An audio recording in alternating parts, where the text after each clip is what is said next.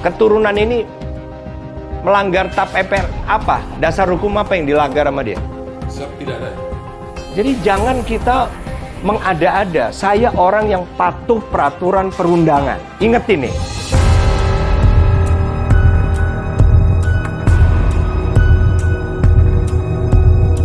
Sahabat Kompas.com, Panglima TNI Jenderal Andika Perkasa menghapus sejumlah persyaratan dalam mekanisme proses seleksi penerimaan prajurit TNI periode 2022. Di antaranya mekanisme tes renang dan tes akademik. Menurutnya, mekanisme penerimaan prajurit juga tak perlu lagi menerapkan tes akademik dan cukup mengambil dari nilai ijazah. Itu tidak usah lagi. Jadi, kenapa? Renang kenapa? Jadi nomor 3 tidak usah. Karena apa? Kita nggak fair juga. Ada orang yang tempat tinggalnya jauh dari nggak pernah renang, nanti nggak fair. Udahlah. Keputusan mencabut kedua tes tersebut setelah Andika menerima paparan dari anak buahnya. Dirinya menegaskan bahwa kebijakan ini berlaku dalam proses seleksi di tingkat daerah hingga pusat.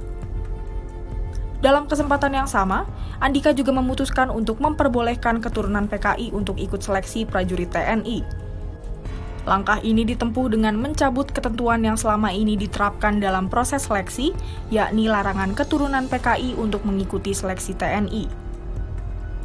Menurutnya, larangan ini tak berlandaskan hukum yang jelas. TAP MPRS nomor 2566. 1. Menyatakan PKI sebagai organisasi terlarang.